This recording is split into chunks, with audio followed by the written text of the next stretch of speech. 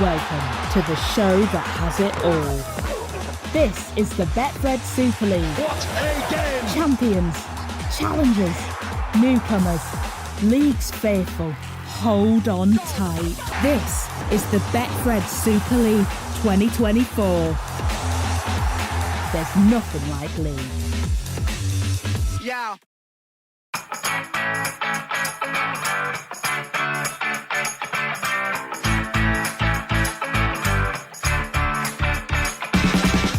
No!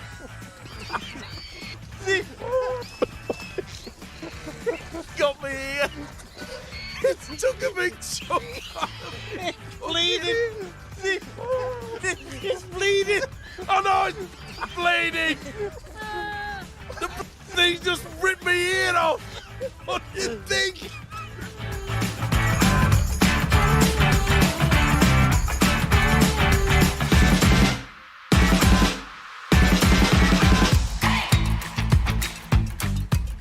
I trust you all had a pleasant Easter. It was a happy one for 6 Super League clubs and for the game in general. Big crowds and one game in particular displayed everything that's good about the sport. I'm talking, of course, about Saints Wigan. Played in front of a full house on Good Friday, and what a game it was. We'll reflect it all now in the company of Stevo on this week's edition of Eddie and Stevo, the podcast. Thanks for joining us again, and thanks for the continued support of the game's major sponsor, Betfred. Stevo is still in Australia, of course. He'll be heading back to Blighty in the not-too-distant. But I believe, Stevo, it was a fantastic holiday weekend down under as well. Oh, amazing. The crowds were just outstanding. And that has to be some worry in regards to the fact that in the UK, we're so far behind, perhaps in the playing ability, but the crowds are just getting bigger and bigger in Oz. Simple as that. I read somewhere that were record-breaking crowds there, averaging around about 25,000 people a game, and a record aggregate attendance for a single round of over 200,000. That's fantastic. Because they do one thing right over here. Publicity. They promote the game, Eddie. Every newspaper, not like we have in the UK, it's continuous. They promote it. They do, and they do a great job. And so let us promote our game, Stevo, because the Easter programme is always eagerly awaited. It was down to just the one match this year, and it started on Thursday night. Now, Castleford, they held Leeds to 0-0 at half-time, but then the Rhinos pulled away in the second half. We thought, didn't we, the Tigers' first Super League win of 2024 was on the way.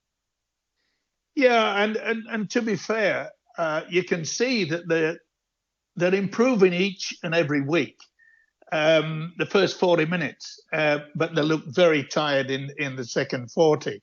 And that's where Leeds started to take control. So it's difficult, new coach. Thankfully, the fans are backing the Tigers, and they've every right to do that. And I'm sure that they'll turn it around. But even at this early stage, there's no way in the world they're going to make it in the playoffs. Oh, no. I mean, they're still waiting for their first win of the season. So, you know, that tells you that's in Super League anyway. They are still in with the chance of doing something, I suppose. But, you know, two Australians, Momorowski and Lachlan Miller, saw Rhinos home in the second half. Castleford struggling. What do you expect from Leeds this year, Stevo? Because they were determined to improve on what happened in 2023. I think when you got to look at the Rhinos is that they've gone back to basics and bringing the youngsters through. And so many youngsters, it's difficult for them to gel. But I can see that they've got the nucleus of a really good side in the future. They'll struggle one way or the other, but I reckon within the next 2 seasons, 3 seasons, they will be a really big force again. Well, they've got a massive match coming up this weekend. They're playing Warrington. Justin Sangaré will miss the match. He's suspended. But Cam Smith, he has had his one-match ban overturned on appeal, so he will be there for Leeds. And on the other side of the coin, Paul Vaughan, he's out for 2 matches. So that might level things up, mightn't it? Well, it often does when one of your best players is not available. I think this will be the game of the round, mainly because of the fact that Warrington, under the new coach, they're looking good. It's going to be a cracking game. Don't miss it. It will be a great game. And, of course, Catalan Dragons, they dished out Warrington's second defeat of the season on Saturday. You say Warrington are doing well. They are, but they started really slowly against the Catalan, who are now in the top two, of course. Warrington 18-0 down in the first 10 minutes. They never really recovered, did they? No, and let's give Catalans a little bit of a pat on the back. You know, your opposition can only do so much, and the Catalan defence was outstanding, and they're going to be thereabouts when it comes to the playoffs. No two ways about that. I know that the old adage is that, the teams have to go in the height of summer down to the south of France. So what? It's an advantage that they get. So, in effect, if it starts raining up into the north of England, then perhaps they're not as good, Catalan, when it gets into wet weather. So you can't use that as a slide rule in regards to how they're going to perform this year. But there's word that quite a few of the Catalan players are being chased by other clubs. Yes, there is. I mean, this Easter weekend win for Catalan was tremendous. No Farge, no Morg, no Nakirima. They had too much for Warrington. You mentioned the Dragons' defence. 4 sets on their own line. Then Jordan Abdul scored on the bell. Stevo, what a player Jordan Abdul has developed into this year. What a good signing he is for Steve McNamara. It surprised me about Abdul that not a lot of the other clubs have actually snapped him up. He's on loan at Catalans, and he's been on loan throughout his career for 4 clubs. He was on loan to Doncaster, Featherstone, Hull KR, and is on loan again on Catalan. Now, you'd think that if you're going to be led away from your club that's playing you your first contract and you're on loan, then you're no good. Look, this guy played for England in 2021. He is one of the steadiest players that you'll get. He has a good kicking game and he has a good rugby league brain. But when you look at the fact, they've let him go from his original club on loan on 4 occasions. That's madness. The man's too good for that. And he proved it with Catalan.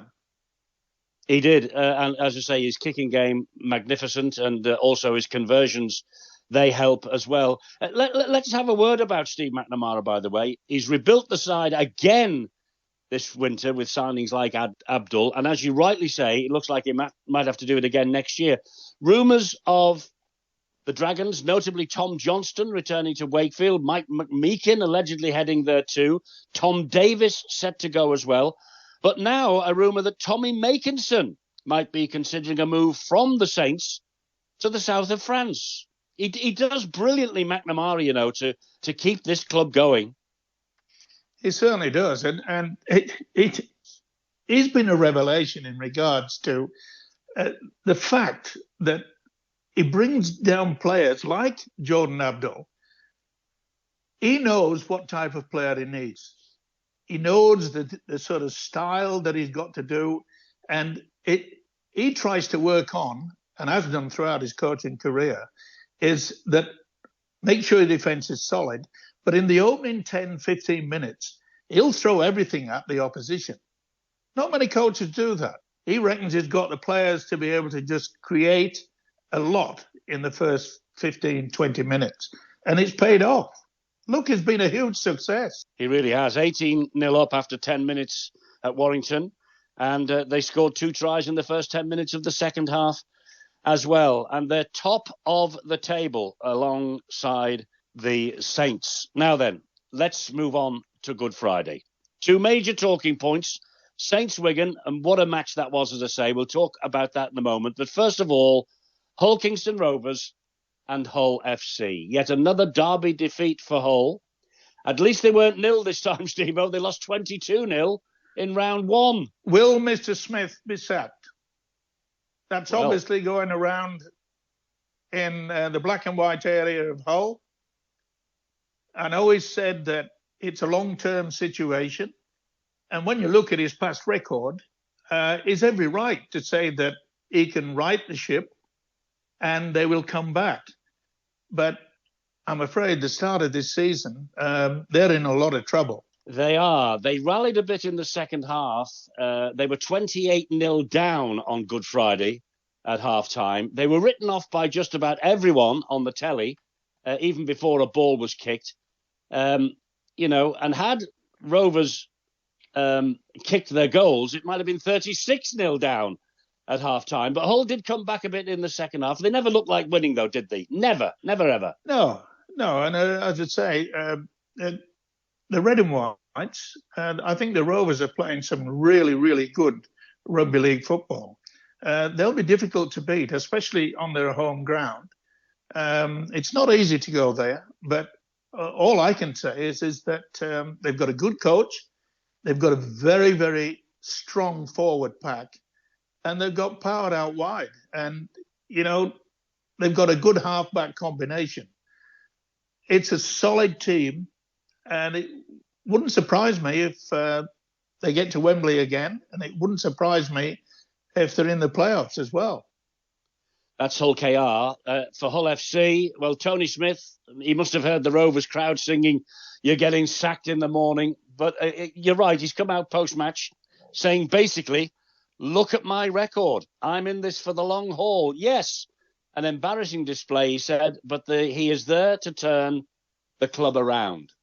I wonder if he's got the time.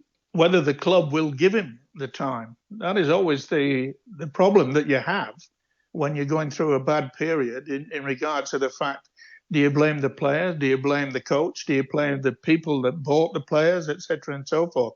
Everyone looks for an excuse. It's okay, Smith saying, well, it's a long-term situation and he'll turn it around. And when you look at his past record, as we've said before, it's brilliant. He has turned things around at every club that he's been there.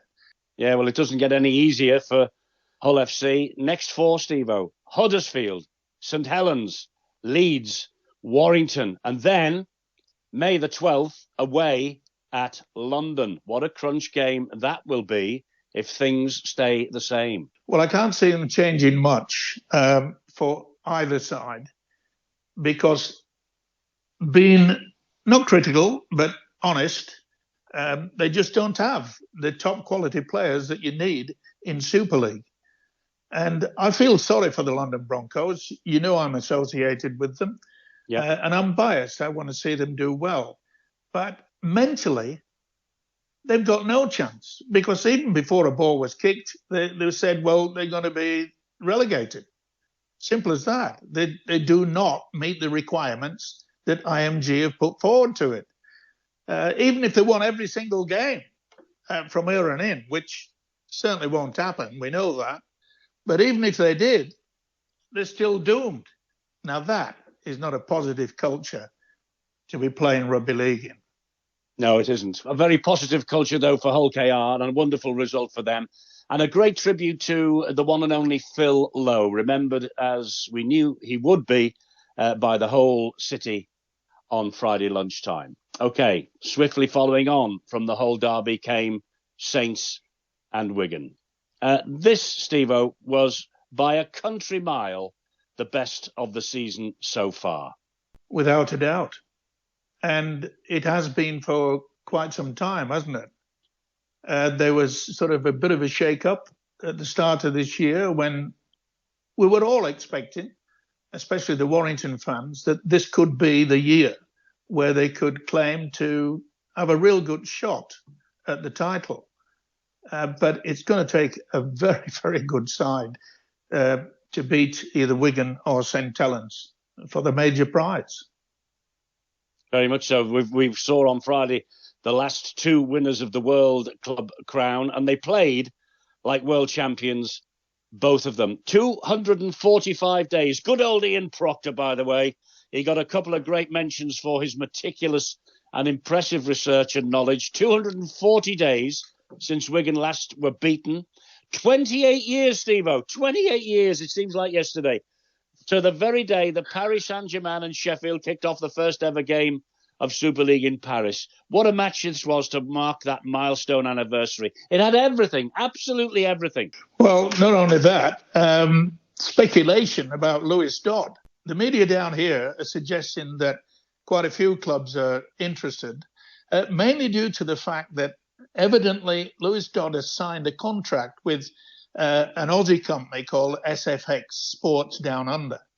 And of course, that's just like, well, that's a carrot for everybody to munch on and say he must be coming back, must be going, to Australia. But I've also heard that he's on the verge of signing a long-term contract at Saints. Well, what's a contract, Stevo? You ripped up a piece of paper once in front of the television camera, so that's what a contract's worth. Rip, up it went in smoke. Well, we didn't have managers then. That's how old it was. But look, I understand that. And there's quite a lot of ins and outs going on, etc. and so forth. But that just gives you the difference between what we've got in Australia, is that if there's a sniff of something, it's not just pushed away in a newspaper down at the bottom over there. It's big headlines. There was talk a couple of weeks ago, I think it was Matty Johns, that suggested that the NRL were talking to Super League to perhaps invest in our game in the UK. I hope that's true. Was it flying a kite? I don't know. But boy, we'd love to get that finance so that we could perhaps make sure that we promote what I call the greatest game of all. Well, Stevo, we would certainly welcome investment from the NRL with open arms. I've no doubt about that. But, you've probably put the fear of God into St Helens supporters, saying that people like Lewis Dodd are going to be cherry-picked and taken down to the NRL. That won't go down well.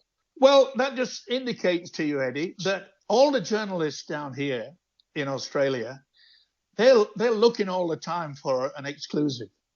You get a smell of something about a player like Lewis Dodd, it's big news. It's not pushed to one side. That's the difference. I know, but, we've got enough to talk about here on the field of play. And there were two major talking points from the Wigan Saints game. No red card for Tyler Dupree for the use of the elbow, but a red card for Liam Byrne. Now, Dupree's been banned for this week after his elbow into the throat of Matty Lees. Byrne, he's gone for 4 after his shoulder charge to the head of Mark Percival. 2 key men missing for Wigan this week for the Battle of the Borough at Lee on Thursday. I mean, Lee will be rubbing their hands, won't they? Well, they should be, but they've had an awful run of injuries. It's one of those games where you think to yourself, they'll lift themselves, don't worry. It'll be a tough battle. And I can't wait for this one because you've got to think to yourself, can they match? Can Lee get up to 100%? And they'll need to be that way. Matty Lees of St Helens, he's picked up a 2-match ban as well, Stevo, for a head contact offence from Friday. He'll miss the big trip to Catalan on Saturday night. This is top against second. I mean, what a game that's going to be. Yeah, it's going to be a pretty explosive round. No two ways about that. But the one thing that I'm happy with is the fact that the governing body are ensuring that these people are punished for doing something wrong on the field of play.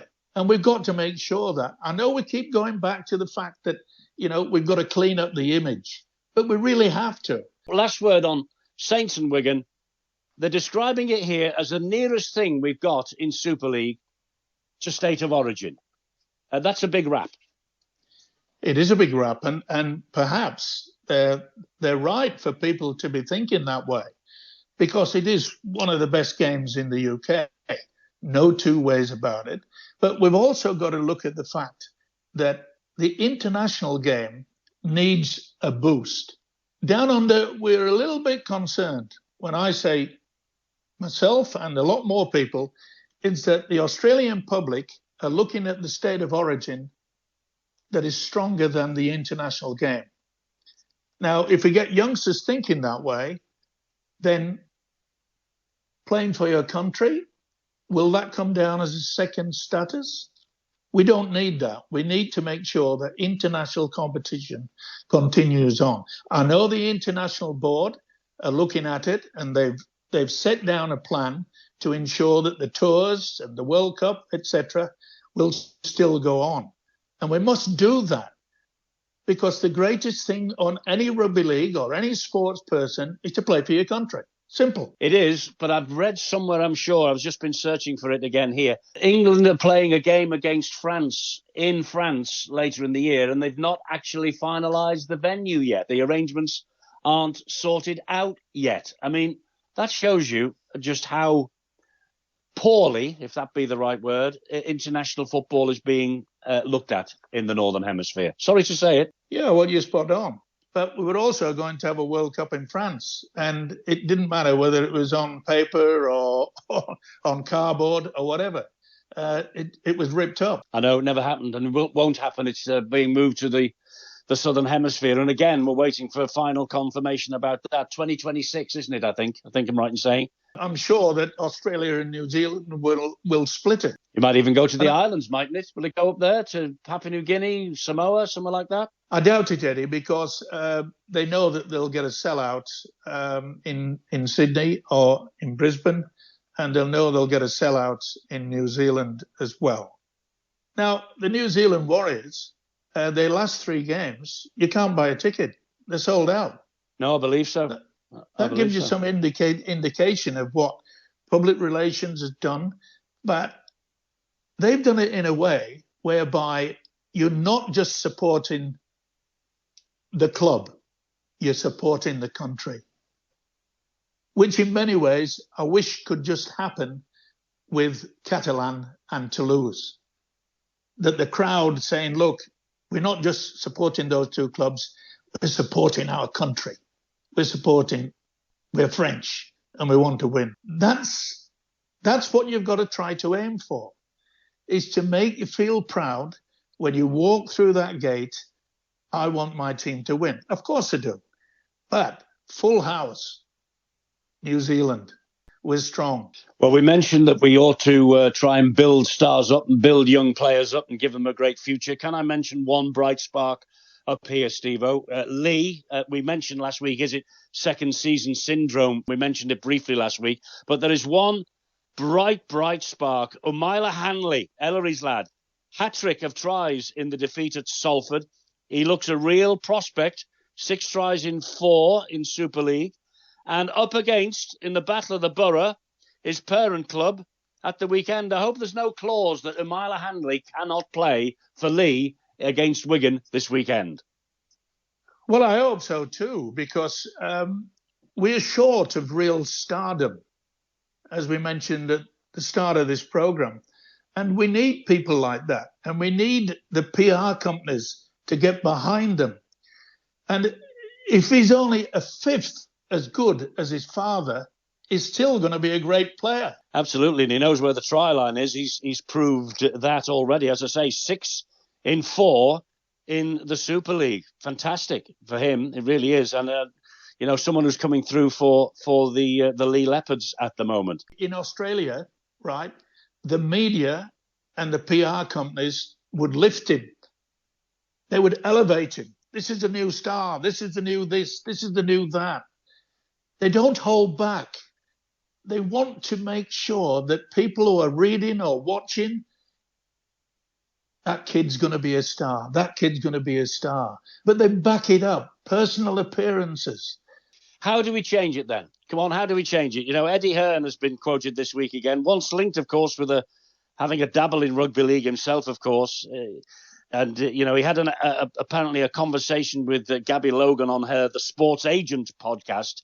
He says we've not got any stars. And that's the reason, that we don't make progress. He says he's often been asked to get involved. And while he admires the sport, he asks the question, why would the average man or woman in the UK know who the likes of Jack Wellesby is? It's a good point. This is a fellow who's helped make Anthony Joshua a superstar. Well, it proves my point in regards to the fact public relations, make sure that the sponsorship is good, make sure that the strength is behind them, and you've got to promote them. If I fix up a meeting for you with the Rugby League to be the PR guru of Super League and the game in general, are you up for it, even at your ripe old age? No, I'm too old.